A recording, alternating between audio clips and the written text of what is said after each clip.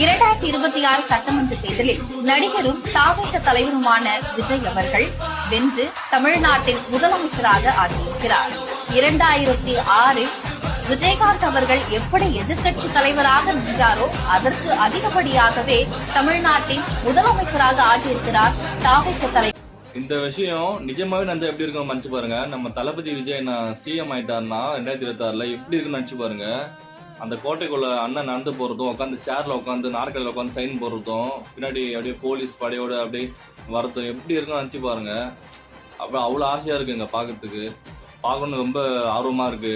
தமிழ்நாடு 1.5 கோடி தமிழ்நாடு மக்கள் அண்ணன் பின்னாடி தான் இருக்காங்க. எந்த கட்சி கூட்டணியோட வந்தாலும் சரி, டிஎம்கே, ஏடிஎம்கே, பிஜேபி, அது ஆனா தனி கட்சி நம்ம அண்ணன் கட்சி மட்டும் தான். மக்கள் சப்போர்ட் ஆதரவு பெருசா இருக்கு. அவங்களுக்கு எத்தனை 20 கூட்டணி, 15 கூட்டணி, 30 கூட்டணி கூட இருக்கட்டும், நமக்கு ஒரே கூட்டணி மக்கள் கூட்டணி மட்டும் தான். நம்ம தமிழ்நாடு மக்கள் இருக்காங்க, இளைஞர்களும் பின்னாடி இருக்காங்க. நம்ம அண்ணன் கண்டிப்பா வின் பண்ணுவாரு.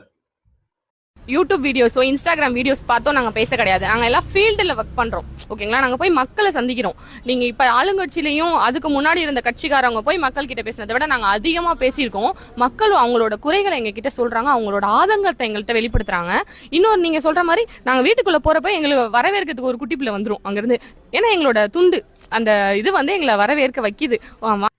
பெண்கள்லாம் ரொம்ப கிளியரா இருக்காங்க, பொதுமக்களும் கிளியரா இருக்காங்க, எல்லாருமே கிளியரா இருக்காங்க. டிவிக்கு தான் ஓட்டு போடணும்னு சொல்லிட்டு தளபதி விஜய் மக்கள் சொத்து, மக்களோட தலைவன். அதாவது யார் தற்கூரின்னு சொல்றாங்க. அதாவது என்ன சொல்றது, விஜய் நாட்டு மக்கள் நல்லது பண்ணா சொல்லிட்டு வந்தவங்கள நினைச்சவங்க நாங்க தற்கூரினா, அப்ப நீங்க கொள்ளை வச்சுட்டு இருக்கீங்களே, நீங்க அதோட தற்கூரியா இருக்காச்சே நீங்களா? இந்த எலெக்ஷன் இன்னும் ஒரே மாசம் 28 நாள் தான் இருக்கு. எல்லா கூட்டணி கட்சியும் சரி அடிச்சு நிமிஷம் பண்ணி எங்க அண்ணன் ஜெயிப்பாரு, முதலமைச்சர் ஜெயிச்சு நாட்கள் உட்காருவாரு. தமிழ்நாடு மக்கள் அண்ணன் பின்னாடி தான் இருக்கும், இளைஞர்கள் அண்ணன் பின்னாடி தான் நிற்கிறோம்.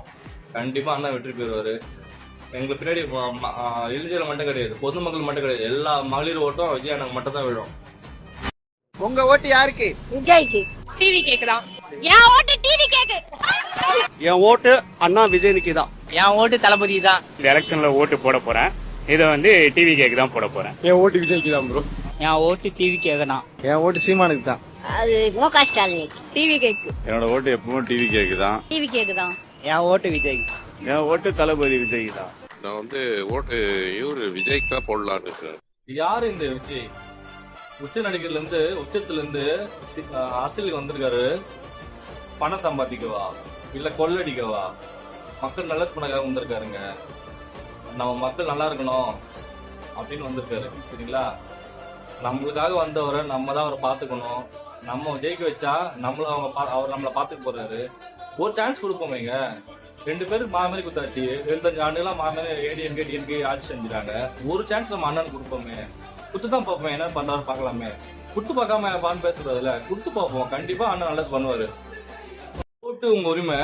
ஆனா திமுக ஓட்டு போட்டு நினைப்பது தமிழ் நடக்கிற அனைத்து சட்ட ஒழுங்கு பிரச்சனைக்கும் மற்றும் பெண்கள் பாலியல் குற்றங்களும், கொலை, திருட்டு, இதுக்கெல்லாம் மறைமுக ஆதரவு தெரிவித்தாக சமமாயிடும்.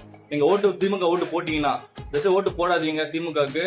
அது மட்டும் இல்லாம நான் டிவிக்கு மட்டும் ஓட்டு போட சொல்லுங்க. நியாயப்படி நியாயத்துக்கு ஓட்டு போடுங்க. மக்கள் நம்ம யார் நமக்கு நல்லது பண்ண வச்சு அவங்க ஹெல்ப் பண்ணுங்க. அதாவது இந்த வாட்டி விஜய் நம்ம எழுந்துட்டோம்னா விஜய் நாங்க எழுப்பு கிடையாது, தமிழ்நாட்டுக்கு தான் எழுப்பது. தயவுசெய்து சொல்றேன், நல்லத மாற்றம் கொண்டு வரணும். நல்லா யோசிங்க. நமக்கு டிவிக்கு வேணுமா இல்ல டிஎம்கே வேணுமா யோசிச்சு பாருங்க. 75 வருஷமா டிஎம்கே 2 வருஷம் தான் மாறி ஆண்டுட்டு இருக்காங்க. இந்த வாட்டி புதுசா ஒருத்தருக்கு வாய்ப்பு கொடுக்கலாம். தயவுசெய்து சொல்றேன், நல்லா யோசிச்சு பாருங்க. அரசாணையில் அமர்த்த போகும் நம்ம தளபதி விஜயனாவை 23 ஏப்ரல் 4, 2026 நம்ம அவர் அரசாணையில் உட்கார போறோம். தயவு செஞ்சு மக்கள் சிந்திங்க. கவர்மெண்ட்ல காசு இல்ல அப்படின்னு சொல்றாங்க. ஆனா விடிய காத்தால எல்லார் அக்கௌண்ட்லயும் 5000 ரூபாய் போடுறீங்களா? அது எப்படி? 2000 போடுறீங்க, 3000 போடுறீங்க, 4000 போடுறீங்க, இதெல்லாம் எப்படி? திடீர்னு எல்லாருடைய அக்கௌண்ட்லயும் ஒரு 5000 ரூபாய் போட்டார். மக்களுக்கெல்லாம் விரும்ப அதிர்ச்சி. திமுக அழியணும் சொன்னா பாருங்க, அவன் நல்லா அசந்து தூங்கி இருந்தவனுக்கு காதுல போய் யாராவது சொல்லிப்பாங்க. 5000 வடிவேல் சார் ஒரு ஆக்டரா உங்களுக்கு பிடிக்கும், ஆனா ஒரு பொலிட்டிக்கல் ஸ்பீக்கரா உங்களுக்கு சுத்தமா பிடிக்காது. அதாவது 2011 தேமுதிக தலைவர் விஜயகாந்த் சார் நீங்க எவ்வளவு எதிர்த்து பேசுனீங்க, எவ்வளவு கேவலமா பேசுனீங்க எல்லாருக்குமே தெரியும். அதே தேமுதிக இப்போ திமுக கூட்டணி சேர்ந்து தேர்தல் சந்திக்கிறாங்க. அதாவது 2011 நீங்க எப்படி தேமுதிக தலைவர் விஜயகாந்த் சார் பேசுனீங்களோ அதே மாதிரி இப்போ டிஎம்கே வந்து உங்களுக்கு வந்து விஜய் சார் எதிர்த்து பேச சொல்லியிருக்காங்க. ஓகே, என்னன்னா பேசிக்கோங்க, அதை பத்தி எங்களுக்கு கவலை கிடையாது. அதாவது மக்கள் செல்வாக்கு விஜய் எனக்கு ரொம்பவே இருக்கு. மக்களால் நேசிக்கப்படுற விஜய் அண்ணா, நீங்க என்ன பேசினாலும் சரி அது உங்களுக்கு தான் ரிட்டர்ன் பேக் ஆகும். மக்கள் எப்பவுமே டிவிகே கூட தான் இருக்காங்க, தளபதி அண்ணா கூட மட்டும் தான் இருக்காங்க. இதுவரைக்கும் திரைத்துறையில நான் சம்பாதிச்சது 10 லட்சம் கோடி, 5 லட்சம் கோடி, 10 லட்சம் கோடி சம்பாதிக்கணும். பண வெறி பிடித்த பிசாசு இந்த விஜய் என்பது அடுத்தடுத்த காலகட்டத்தில் தெரிய வரும்.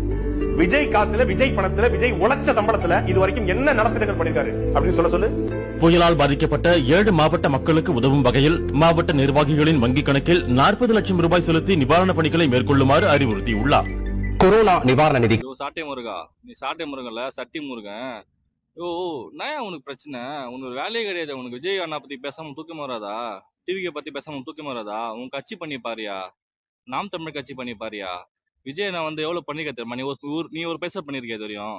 விஜய் நான் கொரோனா பீரியடுக்கு வந்து 1.5 கோடி ரூபாய் கொடுத்துருக்காரு. தமிழக முதலமைச்சர் நிவாரணத்துக்கு வந்து 50 லட்ச ரூபாய் கொடுத்துருக்காரு. விஜய் நிக்கிற தொகுதியில சாட்டை சுழலும் அப்படின்னு நான் சொல்லியிருந்தேன்.